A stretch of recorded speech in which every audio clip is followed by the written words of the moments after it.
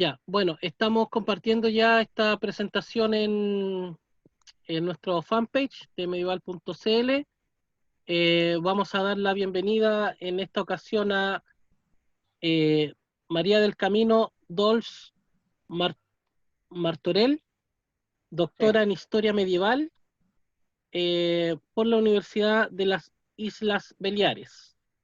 En esta ocasión el título de la presentación que tiene es el capítulo del aseo de Mallorca, sus trabajos y salarios. Bienvenida Mari, muchas gracias por aceptar nuestra invitación. Muchas gracias. En primer lugar, darte las gracias a ti, Jorge, por el enorme trabajo que estás haciendo, que has hecho hasta ahora. Es de agradecer tu empeño y tu esfuerzo. Y bueno, sí, yo os quiero presentar un par de pinceladas sobre el capítulo del aseo de Mallorca, de la Catedral de Mallorca. Nosotros le decimos l'aseu, que sería la base donde se encuentra la diócesis de Mallorca y en concreto el funcionamiento de este capítulo. ¿Por qué este tema y no otros? Bueno, pues mi tesis doctoral versa sobre la recaptación y la organización de los diezmos del capítulo del aseo. Bueno, pues dentro de los legajos de esta documentación que yo utilicé para realizar mi tesis, encontré en la parte final todos los cargos por los cuales estaba conformado este cabildo, este capítulo cristiano de la Catedral de Mallorca. Y es muy curioso cómo un reino tan pequeño como es el Reino de Mallorca, que supongo que ustedes conocen o han oído hablar de las Islas Baleares, que son Mallorca, Menorca, Ibiza y Formentera, el Reino de Mallorca en cuanto a espacio geográfico es reducido, pero en época medieval, gracias a su situación dentro del contexto del Mediterráneo, fue uno de los reinos más importantes a nivel internacional. Bueno, empiezo mi presentación, no me quiero extender con estas palabras y vamos a empezar. Bueno, ¿cuáles son los objetivos de esta presente comunicación o investigación que he realizado, ¿no? En primer lugar, dar a conocer cuál es la estructura de este cabildo, este capítulo de la diócesis de Mallorca, a lo largo de, o comprendido entre los años 1400 y 1420. ¿Qué cargos eran los más importantes? De estos cargos, ¿cuáles eran los trabajos que desempeñaban? ¿Qué trabajos desempeñaban? Y por supuesto, estos cargos recibían unas retribuciones, por eso los he denominado trabajos más que vocaciones, ¿no? Porque estos trabajos a final de año recibían unos honorarios, lo que se aparece en la documentación como prebendas, que serían unos beneficios, unos que los podríamos equiparar en el lenguaje actual como salarios. Y de estos, a través de estos trabajos, podemos extrapolar cuáles eran los cargos más importantes de la diócesis mallorquina. La documentación, ya sé que es muy difícil, ¿no? Donde se encuentran ustedes para poder realizar una consulta a esta documentación, pero no está de más, si alguna vez quieren ustedes también investigar sobre el declinar de su catedral, de su iglesia, donde se encuentran. Yo ya aviso que este tema es muy curioso y muy, ¿cómo diría yo? Es muy entretenido porque te vas dando cuenta con los tejemanejes que decimos aquí, ¿no? A veces te aparece unos dineros a principio de la documentación que luego al final se tendrían que sumar y luego estos se suman Por tanto, es muy curioso. Es una empresa muy surtida y muy divertida. Bueno, lo más importante, toda la documentación que yo he consultado se encuentra en el archivo capitular de la misma catedral, concretamente la serie documental de mensa capitular, como pueden ver ustedes, donde aparecen en esta mensa capitular las recaudaciones anuales de todos los diezmos que percibían los canónigos de la diócesis. Supongo todos ustedes saben lo que es un diezmo. Un diezmo era un impuesto eclesiástico que recaía sobre el 10% de sobre las producciones anuales de aceite, cereales, vino, hortalizas y ganados. Por tanto, el 10% de esta producción iba encaminada a satisfacer estos honorarios que percibía la estructura canónica. También he consultado para poder realizarlo las actas capitulares, el libro de la cadena, el libro groc, que hay otros que se traduciría como el libro amarillo, el libro verde, que sería el libro verde, y estatutos capitulares. Todos estos libros nos permiten poder ver cómo se va forjando, se va organizando este cabildo, este capítulo, que será una de las piezas claves del Reino de Mallorca.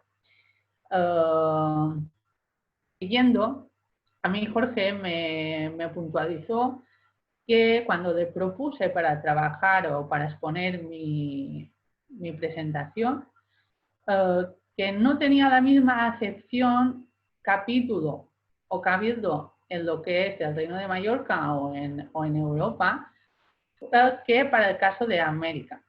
Para el caso de Reina de Mallorca, la definición de capítulo sería un colegio de clérigos que se encuentran en la catedral, ¿no? Serían los ministros de la diócesis, para entenderlo de alguna manera, ¿no? Aquí yo os he puesto cuál es el sello del capítulo de la Catedral de Mallorca, si lo podéis ver. Está compuesto por el obispo aconsejado por una serie de dignidades que posteriormente se las voy a presentar, y estas dignidades a su vez tienen por debajo otro tipo de cargos o cargos auxiliares que se denomina en la documentación. Yo, como os he dicho anteriormente, para poder mantener estos cargos se precisaba de unos ingresos, y estos ingresos procedían del impuesto del diezmo. Para el caso de América, claro, no tiene el mismo significado un capítulo, ya que el capítulo en el Reino de Mallorca o en Europa tendría su componente religioso. En cambio, en Europa sí que coge la reminiscencia o la esencia de capítulo como un colegio, ¿no? Como un colegio que dirige a un conjunto de fieles. Lo que pasa que en América tendría un carácter más civil que no religioso, ya que en América se coge, sí que como lo podéis ver en la presentación, capítulo in capitis, que significa el cabeza, ¿no? El que dirigiría. El cabildo tendría más que ver como nosotros aquí el ayuntamiento, ¿no? Pero sería lo mismo, sería una estructura, una organización para poder mantener, es decir, tener unos líderes que dirigen, en el caso de Mallorca, un capítulo tendríamos que dirigen a los fieles cristianos. En cambio, un capítulo o un cabildo entendido en América tendría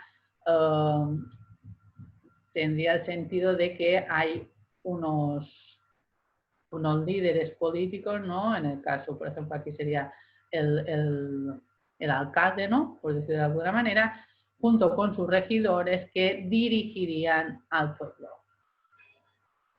Siguiendo, para poder entender estos trabajos y estos salarios de estos canónigos, nos tenemos que remontar, como no, a cuál era la diócesis, cuáles eran los orígenes de la diócesis de Mallorca. Mallorca, el reino de Mallorca, a principios del siglo XIII, estaba en manos de musulmanes. Eran lo que se denominaba las Islas Orientales de Al-Ándalus. No sé si les va a sonar, pero Al-Ándalus sí que era lo que es actualmente Andalucía, hasta la línea del Duero, y va bajando progresivamente cuando van avanzando las conquistas cristianas hasta llegar al límite, ¿no? Lo que marcaría la frontera entre el mundo cristiano y el mundo musulmán.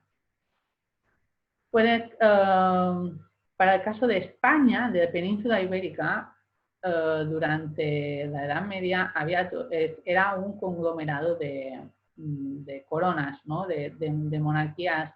Había el reino de Pamplona, el reino de León, el reino de la corona de Aragón. Bueno, pues la corona de Aragón es la encargada o es la que maquina cómo proceder para poder anexionar estas tierras tan deseadas, ya que eran una plataforma súper importante, como eran las Islas Baleares, una plataforma súper importante dentro del Mediterráneo, porque se ponían en conexión el norte de África, Italia, sur de Francia, y también podían servir para ir hasta el estrecho de Gibraltar. De hecho, tenemos que decir a nuestro favor, a favor de los mallorquines, que los mallorquines fueron los primeros que llegaron a las Islas Canarias, los primeros españoles, por decirlo de alguna manera, que llegaron a las Islas Canarias. La conquista cristiana de Mallorca, en un primer momento, claro, no lo he dicho, perdónenme, la lleva a cabo el monarca don Jaime I. Don Jaime I de Aragón es el que pone en marcha la contienda y se dirigen hasta estas nuevas tierras. Claro, para llevar a término esta campaña contra los musulmanes, necesita el rey, el monarca, necesita de unos ingresos, necesita de unas ayudas, necesita de unas armas, de unos barcos para poder llegar a estas nuevas tierras. Uno de los promotores, uno de los mecenas que ayudan a este monarca, don Jaime I, es el brazo eclesiástico. Concretamente, el obispo de Barcelona y el obispo de Tarragona participan de la conquista de Mallorca. Claramente, este brazo eclesiástico que participa de esta conquista, cuando han anexionado Mallorca y Menorca, porque Ibiza la conquistan un par de años más tarde, cuando Mallorca y Menorca están bajo dominio cristiano, el brazo eclesiástico, que conveniente, además, por favor, estamos en época de reconquista, el brazo eclesiástico demanda al monarca que se construya una nueva iglesia y que, como pueden ver aquí, con una triple intención.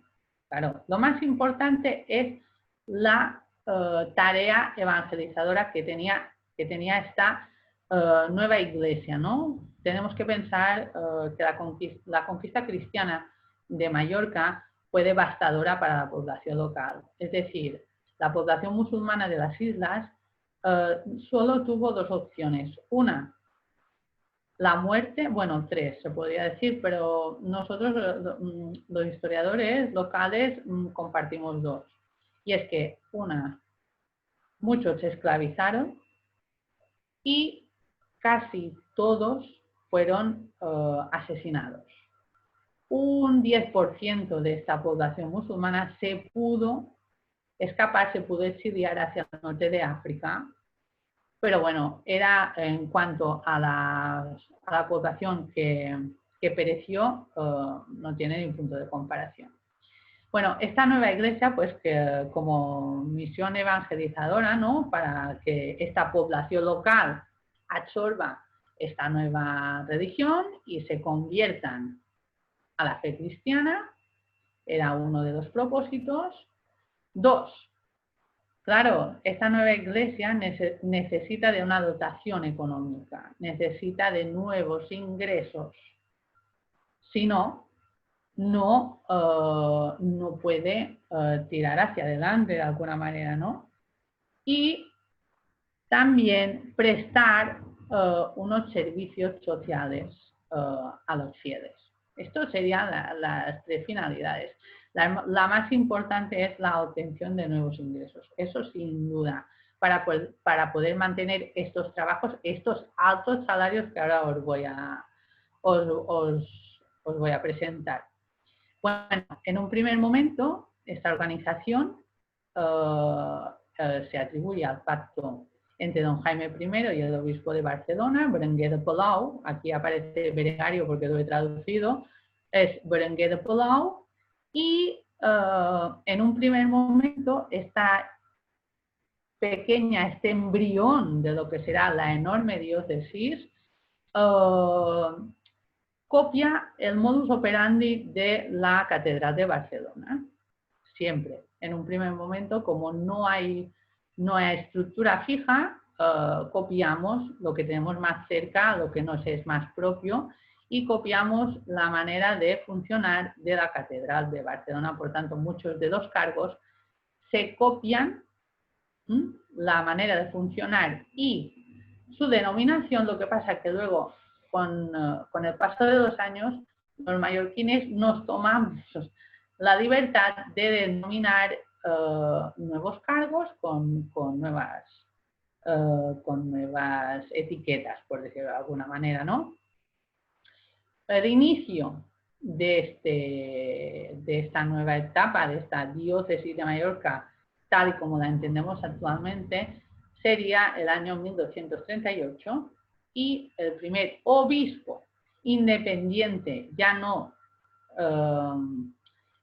seremos adscritos a la diócesis barcelonesa, sino que ya somos independientes, ya tenemos carácter propio, será con el primer obispo Ramón de Torrelles, y unos años más tarde este obispo demanda que se ponga en marcha toda la estructura capitular de la Catedral de Mallorca. Recapitulando un poco, como ya he dicho anteriormente, este capítulo, era un colegio de clérigos. Su función más importante, entre comillas, por decirlo de alguna manera, era ayudar y aconsejar. Lo que pasa que por estos trabajos que iban desempeñando, ellos sí que requerían o demandaban tener unos ingresos y así poder mantenerse, poder vivir cómodamente y tranquilamente. Claro, los miembros del capítulo son miembros de la alta aristocracia, son procedentes del brazo noble de la sociedad. ¿Por qué? Porque los canónigos, para entrar dentro de la carrera de teología o por poder ejercer como tal, necesitaban de unos ingresos importantes, porque no todo el mundo se podía pagar una carrera eclesiástica. ¿Quiénes podían pagarse una carrera eclesiástica? Únicamente los aristocráticos. El número de miembros de un cabildo o de un capítulo catedralicio dependen de las rentas que tuviera esta organización. En un principio, luego lo voy a plantear, en un principio este cabildo, como ya he dicho, como coge de modelo al Cabildo de Barcelona, en un primer momento, cuando se instituye, solo son 12 cargos, junto con el obispo. Pero es que en 1400 son 22 cargos, más los cargos auxiliares. Por tanto, es una estructura muy compleja, pero a su vez demuestra la enorme importancia y el gran desarrollo que tenía la diócesis mallorquina y el Reino de Mallorca. Sí que demuestra también que sus beneficios económicos eran muy importantes, y yo sí que también lo he podido constatar a través de mi tesis gracias a los ingresos de los diezmos, que eran muy, muy importantes. Bueno, los miembros de este cabildo, de este capítulo, se definen o se agrupan en 3 apartados, ¿no? Dependiendo del cargo que ostentasen. En una primera franja, en un primer grupo, encontramos las dignidades, los cargos más importantes. Estos tienen los trabajos más importantes, ¿no? Luego, en un segundo escalafón, tenemos lo que son propiamente canonicatos, los que únicamente se denominan el canónigo y su nombre, tal como aparece en la documentación. Y luego, en un tercer y ya más bajo y ya menos importante, pero no menos importante dentro del conjunto del cabildo, porque todos los cargos tienen una función muy específica y muy importante. ¿Y cómo sabemos que es muy importante? Porque perciben unos salarios muy altos para la época en la que nos movemos. Estos cargos menores, estos cargos auxiliares. Los cargos más mayores o más importantes serían las dignidades eclesiásticas, tal como les he apuntado anteriormente. Vienen a través, o ¿cómo se denomina una dignidad? A través de un título beneficial. Pagando, ellos primeramente pagan para poder ostentar este cargo y luego a cambio van recibiendo una serie de beneficios que son estos ingresos. Claramente estamos delante de una organización vertical, vértice de la cual se encuentra quien tiene que ser el obispo. Este obispo es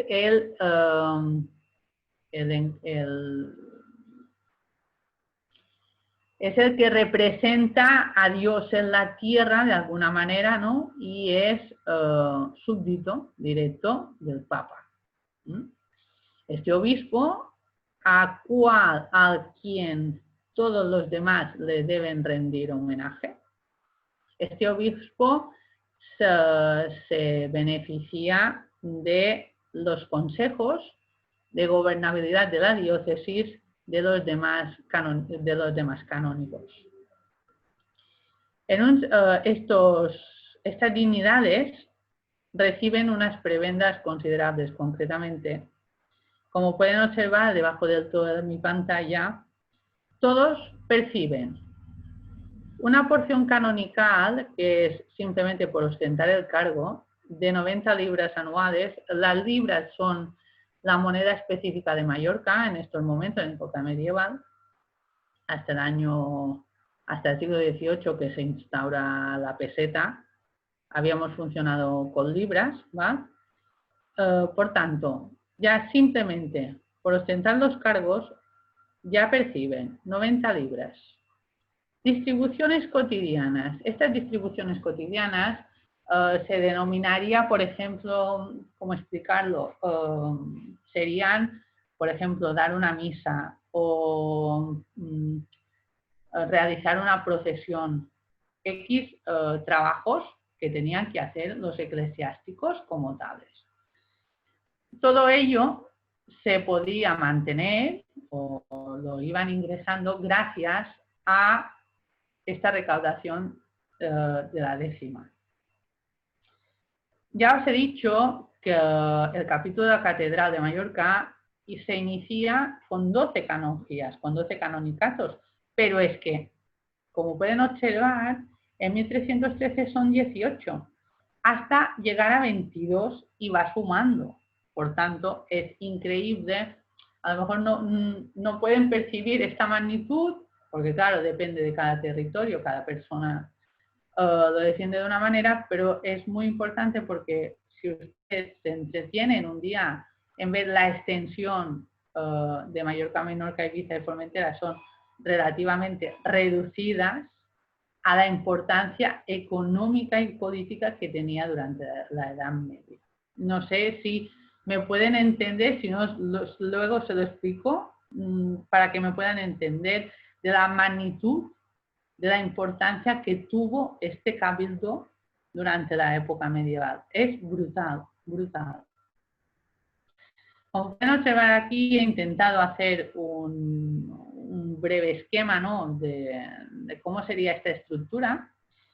Pueden observar todos los cargos que he ido recopilando a través de la documentación, comenzando con el arcediano y terminando, como pueden observar, debajo del todo, con un bedel. El caso más curioso para mí fue el de Silenciero, como pueden observar. El de Silenciero, que luego lo explicaré, es un señor que se encargaba únicamente de hacer silenciar a las personas que iban a misa, a los niños cantores. Por eso, este señor cobraba, por este trabajo cobraban.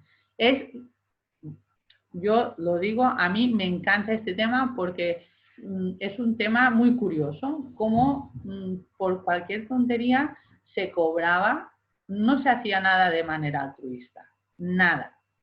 Estos son los cargos, ahora voy a explicar cada uno cuál era su cometido y su prebenda o su salario que recibía. En primer lugar, el obispo, lo he dicho, el vértice, el eje de la diócesis, el organizador, todo, el obispo, por regir la diócesis, recibía esta porción canonical, estas distribuciones cotidianas, que son por procesiones, por lo que sea, recibía 2 pensiones anuales, una por San Miguel y la otra por Navidad, cada una con su respectiva dotación, que esperen un segundo, por favor, que yo no me acuerdo ahora aquí,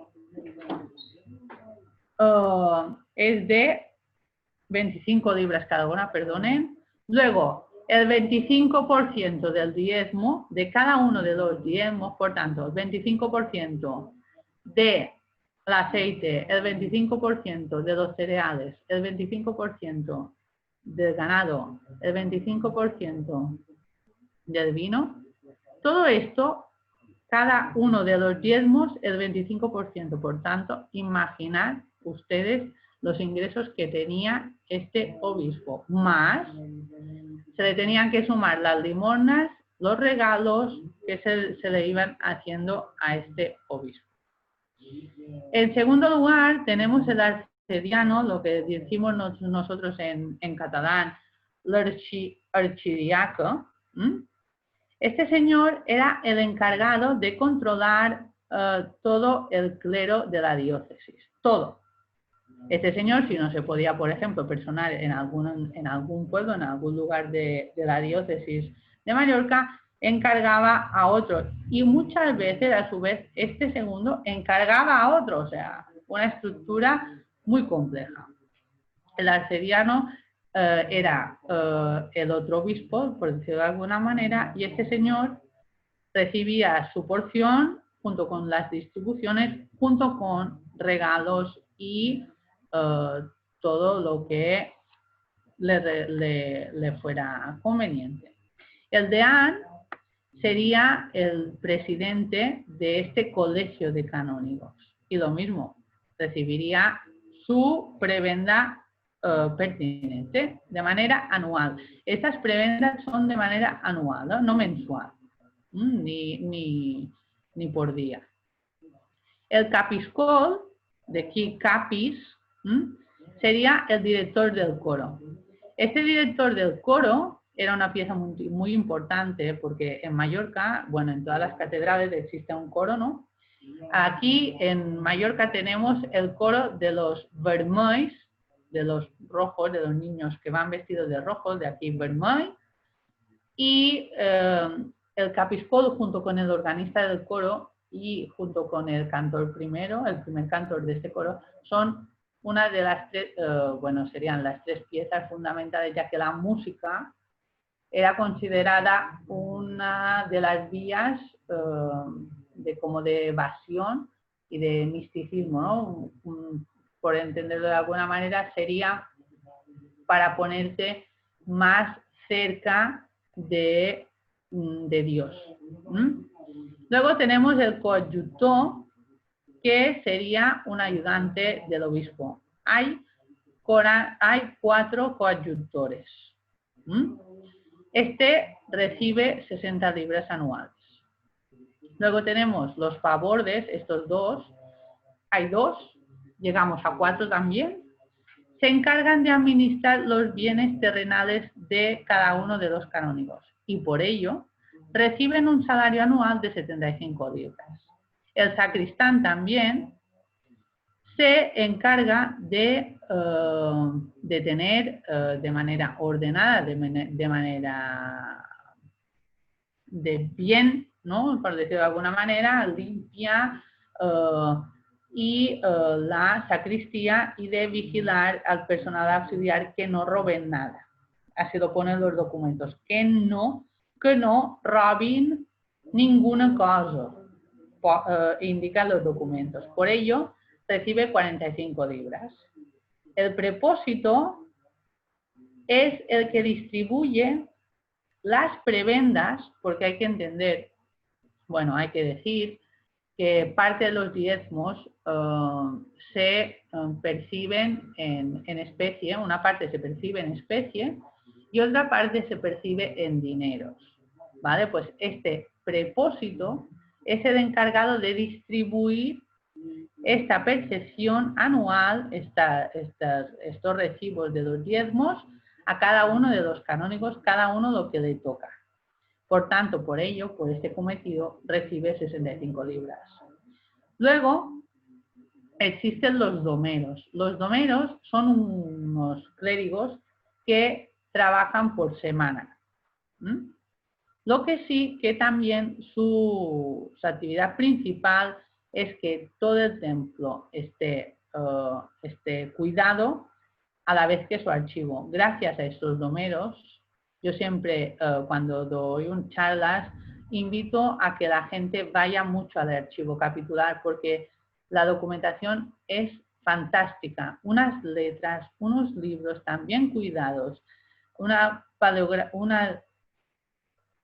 estructura, los libros limpios, perfectos, o sea, una pasada, ¿no? Los domeros recibirían una prebenda de 40 libras por estos trabajos. El primicerio, que es este primoche de primus, el primero, sería el principal cantor y como pueden observar, recibe 23 libras por ello, con 10 sueldos. El diácono tiene el mismo significado en toda la cristiandad, en toda la Iglesia Católica. El diácono sí que es un clérigo ordenado, lo que pasa que no puede consagrar.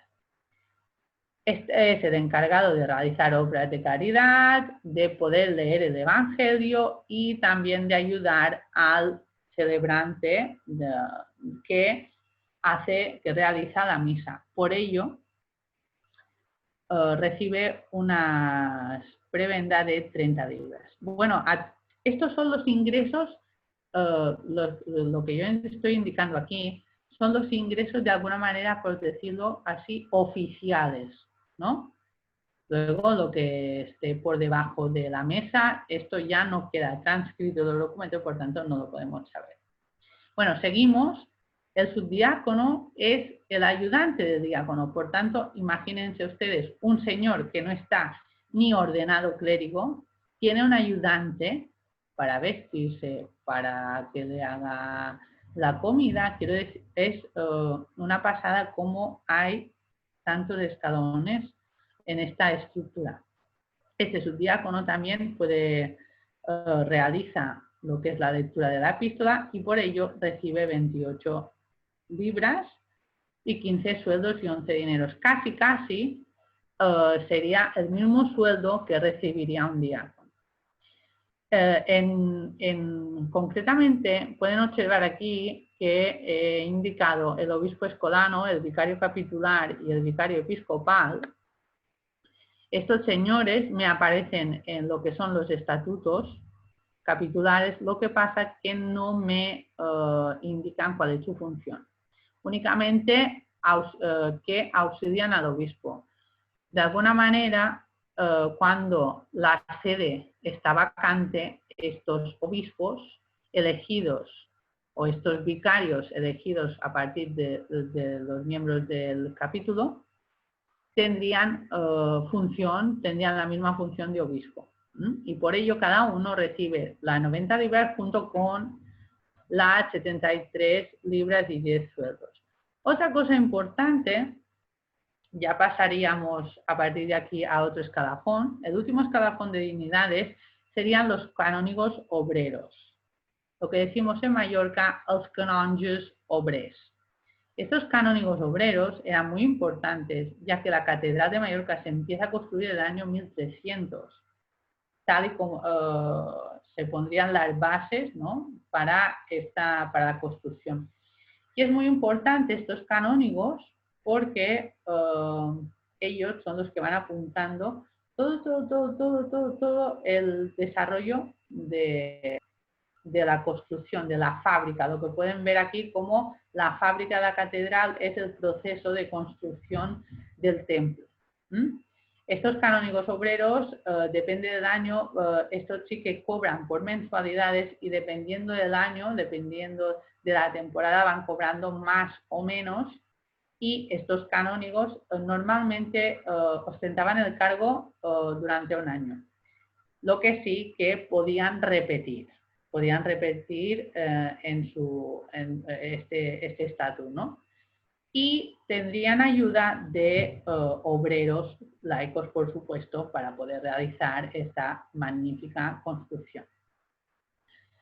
Ya como cargos auxiliares tendríamos lo que son el lector de la Santa Teología y de la Epístola, que por ello recibirían 20 libras, casi 22, ¿no? El maestro de la escuela de gramática, que enseñaba gramática a los niños cantores, ¿no?, 20 libras anuales.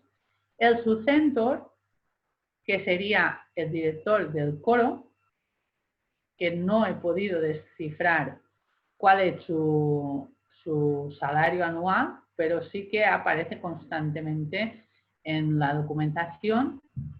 El maestro de canto también es importante, ya que enseña música.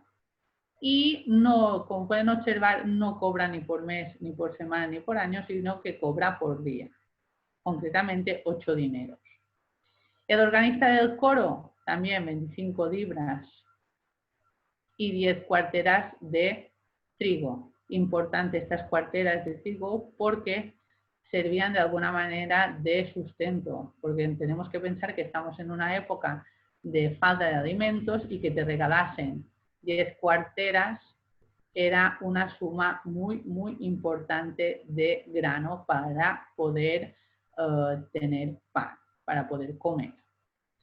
Luego, otro cargo interesante es el maestro de medicina y el cirujano. Cada uno de ellos, pues, son dos cargos diferentes. Cada uno de ellos tiene una prebenda, un salario anual de 20 libras.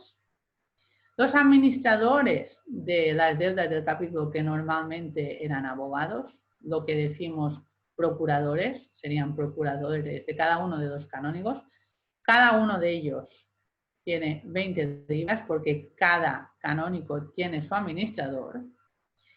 Luego tenemos el procurador general del capítulo, que se encarga de ir anotando en estos libros de mensa capitular que yo he consultado los ingresos, los gastos que suponía la puesta en venta de los diezmos, si se vendían un saco de grano, todo queda perfectamente documentado gracias a este procurador general del capítulo. Este procurador recibía 100 libras, pero hemos podido constatar que también recibía regalos en especie para para, de alguna manera, ¿no? Recompensar el trabajo realizado. Ya terminando, tenemos el regent de l'almoina, que sería para poder traducir de alguna manera, el regente de la limosna. Como pueden observar, administra los donativos, pero los que van destinados a fines piadosos, por tanto, a ayudar a los fieles necesitados del reino. Por ello, recibe únicamente un sueldo bajito, pero bueno, considerable, de 14 sueldos con 8 dineros. Y ya para terminar, que no quiero ser muy pesada tampoco, el veguer no tiene traducción, sería también un abogado, donde incoa los temas que se tienen que tratar en estas reuniones canonicales y tienen que subir el diezmo, si tienen que pagar un arreglo de una casa. Todo esto lo prepara el veguer y es también el encargado de preparar las partidas económicas para destinar las partidas económicas que se han decidido donar o que se tienen que, de alguna manera, que se necesitan para arreglar, por decirlo de algún modo, estos puntos que se hayan tratado. Por ello, tiene un salario de 5 libras. Posteriormente tenemos el sotscolector. Me sabe mal, pero es que hay nombres, hay denominaciones que no tienen traducción y lo he puesto tal cual aparece. El sotscolector de la cámara apostolical, la cámara sería la habitación apostolical. Este señor recibiría las colectas, de aquí sotscolector, las colectas, las limosnas de las misas, pero no con fines piadosos, sino para distribuirlas entre sus celebrantes. Por tanto, el clérigo principal, ya sea un obispo, ya sea un canónigo, el diácono, el subdiácono, el monaguillo, todas estas limosnas que iban para los celebrantes, lo repartía este sotscolector, que recibía 28 libras, casi 29. El silenciero, el cargo que a mí me resultó más curioso. Este silenciero aparece documentado en el año 1758 en los estatutos y este señor normalmente se encomendaba el trabajo a un anciano, seguramente por respeto y como que daba un poquito más de miedo, tal vez, no sé, para evitar ruidos, que la gente no hablara durante las misas, que los niños se portaran bien. Se indica que llevaba un bastón. Por tanto, quien se portase mal, un toque para que callara. Luego tenemos el bedel, que este bedel de alguna manera atendía a los miembros del coro si necesitaban alguna cosa, tener decente donde se hacían los sermones, ¿no? Y el altar, lo más importante, decente para poder celebrar las misas tan importantes. Por ello, recibía una prebenda de 15 libras y 10 sueldos.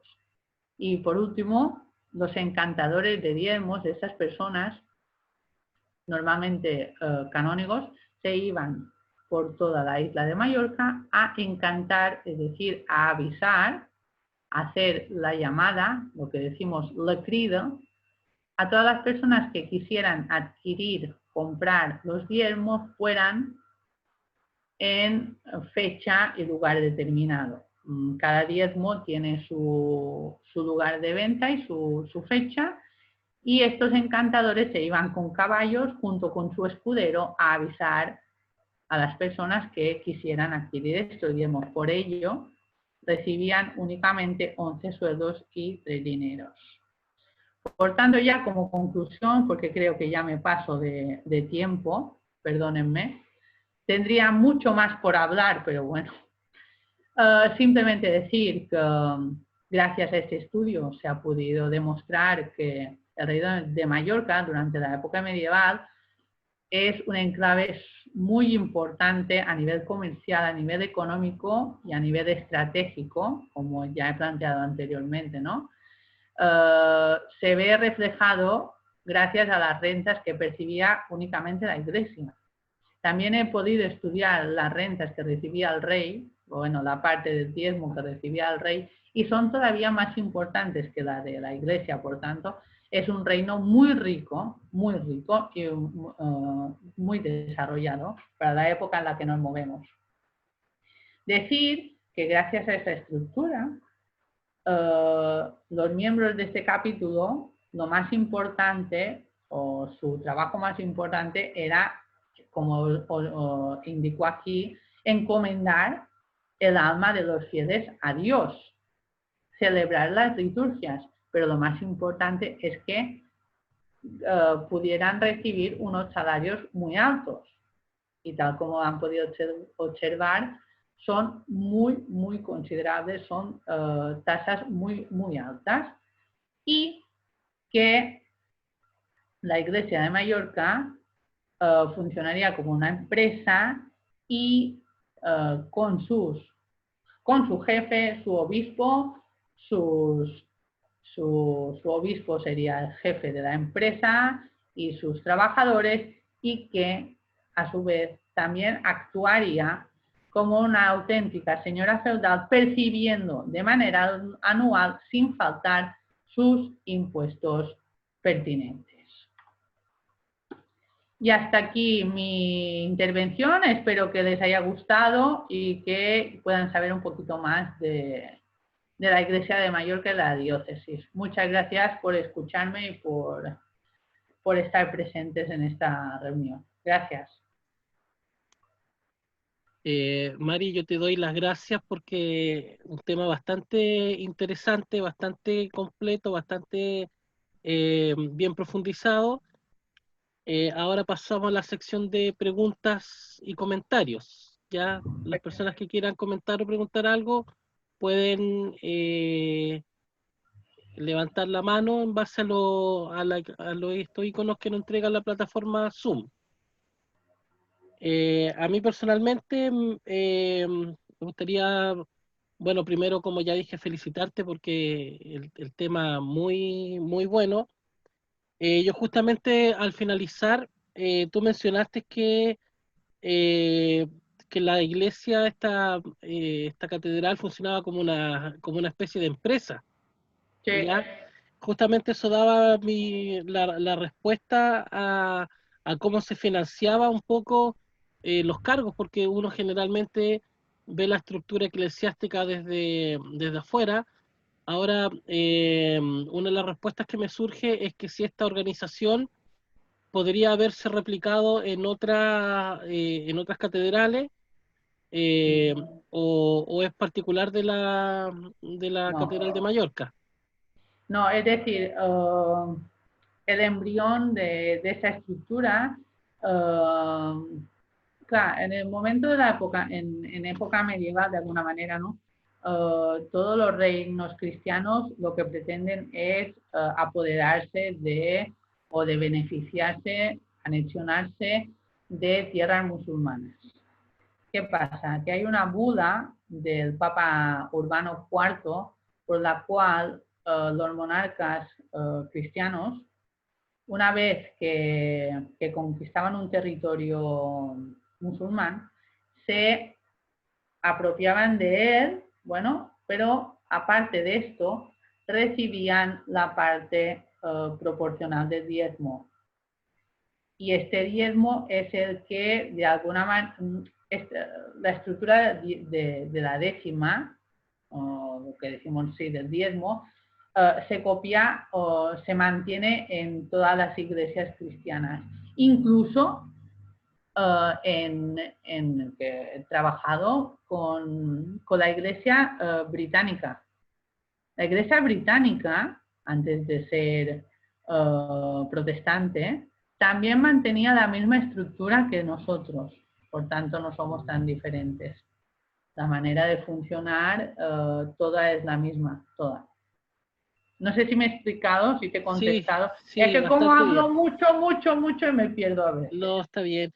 lo otro, ¿fue muy difícil acceder a los archivos de esta No, catedral? no, no. No, porque además esta información que yo he recopilado para este trabajo fue curioso porque yo estaba trabajando con los diezmos y fue al final de todo que aparece, te aparece en la documentación despesas, es decir, gastos, despesas ordinarios, es decir, gastos ordinarios, y te aparece todos los cargos, todos los abogados, todo. Bueno, todo lo oficial, ¿eh? Lo que es de Stransys, esto ya no aparece como te he dicho, porque hay unas historias muy raras por aquí también.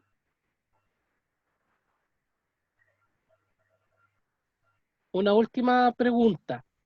Sí, Dentro de los cargos que se mencionan, aparece la figura del maestro en medicina y del cirujano. sí, sí, Yo personalmente, uno de mis temas que más me gusta es justamente un poco la peste negra y la medicina en básicamente la Baja Edad Media. ¿Mm? Yo sabía de médicos, por ejemplo, que trabajaron para las cortes, eh, para algunos obispos, pero en este caso, bueno, veo que existía una diferencia entre lo que es médico y cirujano, Sí. según lo explicaste, pero este ¿Mm? médico estaba para apoyar no a los, digámoslo, eh, a la gente que va a la iglesia como creyente, sino que más que nada a las personas mismas de la iglesia, a las autoridades de la iglesia. Sí, es puramente para los miembros del cabildo, punto. Los pobres se morían, nada más. No, es para atender a los canónigos o a los cargos auxiliares, nada más. Nadie más tenía acceso a este médico. Mm, Claro, los que podían pagar para poder tener, los que tenían salud, tanto física como económica, son los que podían mantener este médico. claro, tenían su alto costo en Claro. el periodo. Lo que a mí me resultó muy curioso es, ahora queda feo decirlo, pero cómo ellos defienden, ¿no? La vida, que tienen que ayudar al prójimo, que tenemos que vivir en una de pobreza, no, pero cuando basta, no importa gastar más, y ves que ellos mismos se van hinchando de unos ingresos brutales. Es eso lo que a mí me chocó. Y siempre lo digo, a ver, que es un trabajo. Los sacerdotes cobran cada mes una nómina, o al menos aquí, que cobran 1.000 euros cada mes. Y yo tengo amigos que son sacerdotes, pero es curioso de los ingresos que van acumulando. Es una pasada. Es que yo flipé por decirlo de alguna manera, cuando vi toda esta documentación. Además que no me podía parar, ¿sabes? Iba Debe ser vaciando, mucha vaciando. información. Sí, total. Y además se hace muy fácil de leer porque está en catalán, Mm, la escritura es muy limpia, están muy bien cuidados estos libros, y la verdad que te puedes pasar horas delante de estos libros. Yo siempre lo digo. Y la gente me dice, oh, pues ahora voy a ir a verlos porque me has hecho muchas ganas de verlos. Di que es que tienes que ir, di que es que hay poca gente que vaya al archivo capitular, como que es como un tabú hablar de la iglesia y hablar de... sí, Sí, es verdad, y no hace ningún daño. Estoy hablando de 1400, no estoy hablando de la actualidad. Por tanto, un daño no puedes hacer. Luego tú tienes tu visión propia y tu percepción de las cosas, y cada uno tendrá una opinión, pero yo creo que este planteamiento inicial demuestra que yo digo que es una empresa privada que se beneficia de los pobres y punto, los que tienen que pagar el impuesto, como ahora nosotros, Claro. que pagamos impuestos, lo mismo, igual, igual, igual. Yo me imagino que esta catedral estará dentro de un plan de digitalización de información Sí. que está justamente en varias catedrales europeas, que según lo que he visto por algunas noticias. Así Sí, que, se está digitalizando, lo que pasa que como hay tanta, que yo creo que no lo van a terminar nunca. mm, Hay tanta, que no. Pero bueno, tienen digitalizados documentos como en todos los sitios que están en mal estado, ¿no?